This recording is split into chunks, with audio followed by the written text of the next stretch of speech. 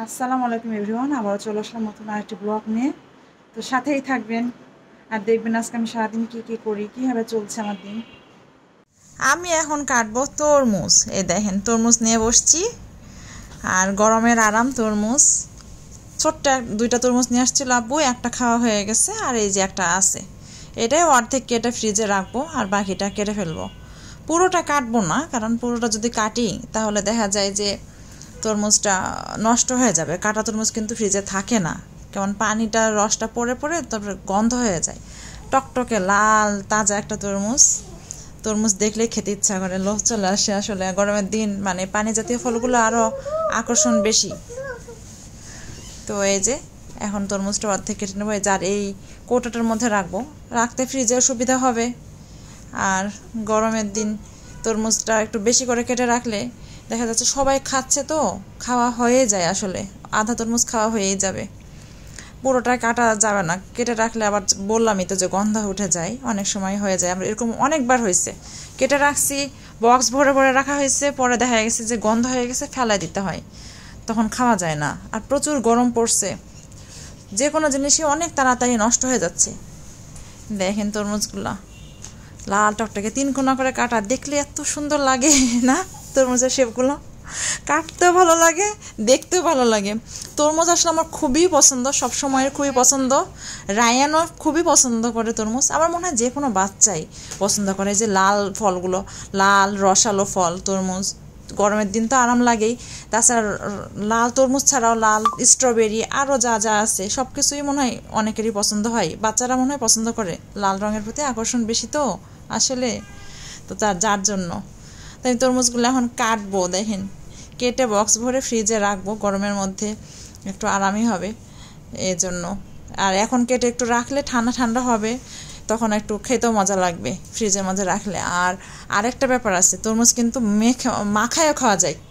তরমুজের মধ্যে যদি একটু লবণ দিয়ে একটু জিরার গুঁড়া দিয়ে মাখায় নেন, খুব মজা হয়। এই দেখেন সুন্দর করে কাটা তরমুজ, ভিডিওতে জানি আসতেছে না কালারটা, ভিডিওতে কেমন ফ্যাকাশে ফ্যাকাশে লাগতেছে। এক বক্স তরমুজ কেটে নিলাম, এগুলো এখন ফ্রিজে রাখবো একদম বয়াম ভরে। কম্প্যাক্ট সাইজ তো আসলে বয়ামটার, দেখা যায় যে এটা ফ্রিজে রাখলে জায়গাও কম লাগে। আজকে দুপুরের কি মেনু একটু দেখে নেই। এখানে আছে পাবদা মাছের ঝোল, ধুন্দল সিদ্ধ আলু দিয়ে পাবদা মাছের ঝোল দেখেন। আর এই তো কলমি শাক ভাজি, চাল কুমড়া চিংড়ি দিয়ে ভাজি, একদম ঝুরি ঝুরি করে চিংড়ি দিয়ে ভাজি করা, এটা অনেক টেস্টি হয় খাইতে চাল কুমড়া চিংড়িটা। আর আরেকটা আছে এখন গরমের দিন আমডাল, আমডাল তো থাকবেই গরমের দিন তার জন্য। আর এখানে কড়াইতে কি যেন দেখছি, একটু দেখি কি আছে না। এই তো কাঁকরোল ভাজি কমপ্লিট হয় নাই, কাঁকরোল ভাজিটা কমপ্লিট হয় নাই, কারণ এটা মনে হয় আব্বুর জন্য রাত্রে রুটি দিয়ে খাই, সকালে রুটি দিয়ে খাই, ওই জন্য মনে হয় করে রাখছে হাফ ডান করা।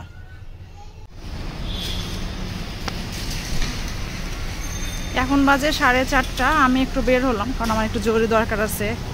তো কোথায় কোথায় যাচ্ছি দেখার জন্য সাথেই থাকবেন, দেখবেন কোথায় যাচ্ছি কি করছি।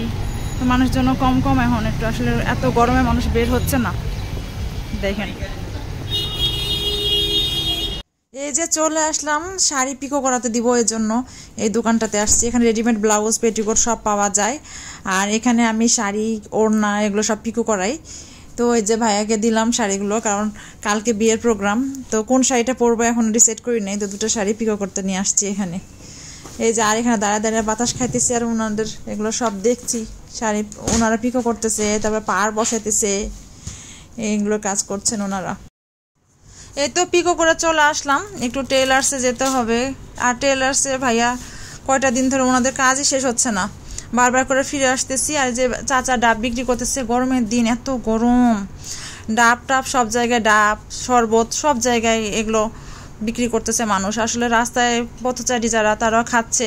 আর ওই যে উনি শরবত খাচ্ছেন আর আমাকে বলছেন যে শরবতওয়ালা ভাইয়ের ভিডিও ভালো করে করার জন্য, ভালো মতো বিভিন্ন রকমের শরবত উনি বিক্রি করতেছেন। আর আমি টেলার্সে যাচ্ছি, দেখি ব্লাউজটা হলো কিনা, নিতে হবে, কালকে তো একটা প্রোগ্রাম আছে, এই জন্য দেখি হলো কিনা।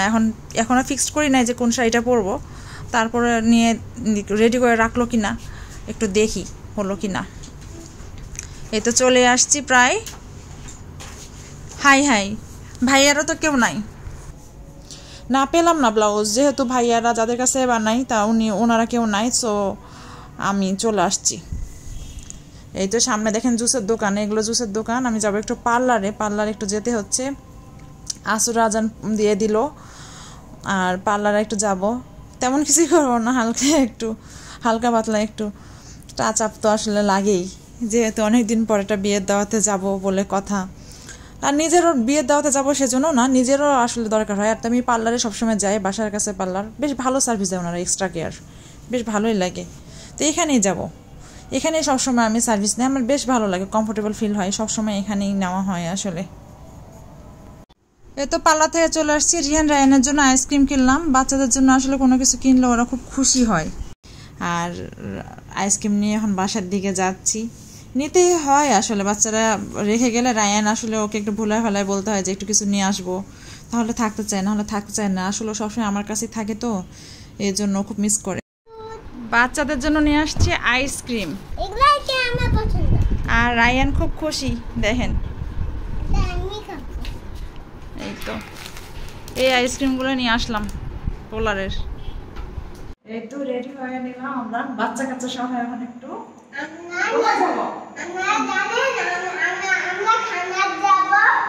খানাতে যাবা, রেস্টুরেন্টে খেতে যাবা,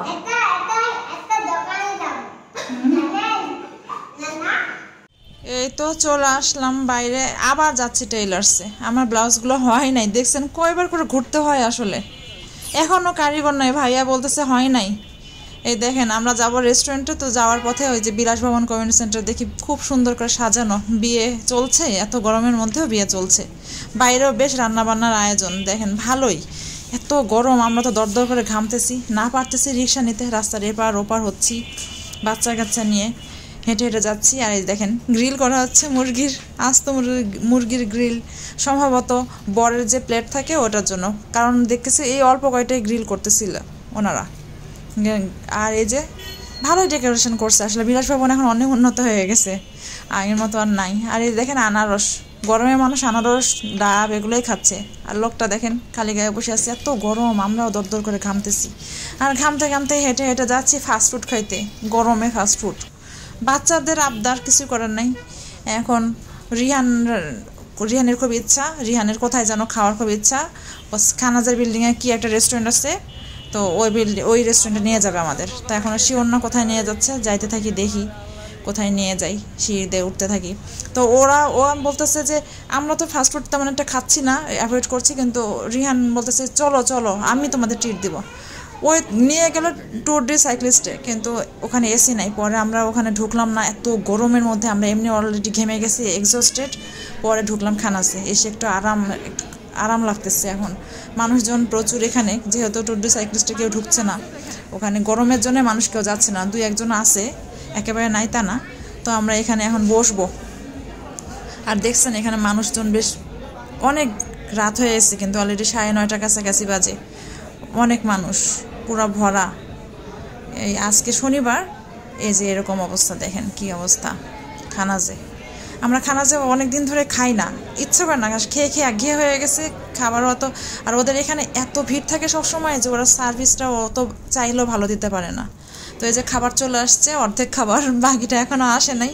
তো এই যে আমার জন্য আসছে স্যান্ডউইচ, রিহানের বাবার খাবারগুলো, বার্গারগুলো এখনও আসে নাই, নাগা উইংস নিচ্ছে, আর রায়ানের চিকেন স্ট্রিপস সব মোটামুটি আসছে। এগুলো আমরা এখন খাওয়া শুরু করবো। রায়ানের নাকি খুব খিদা লাগছে বলতেছে, মানে রেস্টুরেন্টে আসলে বাচ্চারা অস্থির হয়ে যায়, মানে খাবার অর্ডার দিতেই ওরা অস্থির হয়ে যায় যে এখনই খাবো। তা আসতে যে একটু সময় লাগবে ওইটুকু ধৈর্য আসলে হয় না, ছোটো মানুষ তো বুঝে না। এই যে বার্গারগুলো চলে আসছে, এই যে আমরা খাওয়া দাওয়া করছি, ভালো লাগতেছে অনেকদিন পর ঠান্ডায়, আসলে ভেবে করে অনেকদিন ফাস্টফুড খেতে বের হওয়া হচ্ছে না। আর বাচ্চারা যেহেতু ওদের খাওয়ার ইচ্ছা হয়েছে, আমরা না খাইলাম, ওরা শেষ পর্যন্ত জোর করে চলো চলো তোমাদের খাওয়াবো, মাঝে মাঝে ওরা আমাদের ট্রিট দেয়। এই দেখেন কি সুন্দর বাগান বিলাস গাছ, বাতাস বাইরে, গরম হাওয়া, আর এই যে আমরা রেস্টুরেন্ট থেকে বের হইলাম, এখন যাচ্ছি বাসার দিকে। আর আজকের মতো এ পর্যন্তই। সবাই ভালো থাকবেন, সুস্থ থাকবেন, আমার চ্যানেলটি সাবস্ক্রাইব করে দিবেন আর আমাদের জন্য দোয়া করবেন। আর আমার ফেসবুক পেজ ফলো দিয়ে আমার সাথে থাকবেন। তো আজকের মতো এ পর্যন্তই। আল্লাহ হাফেজ।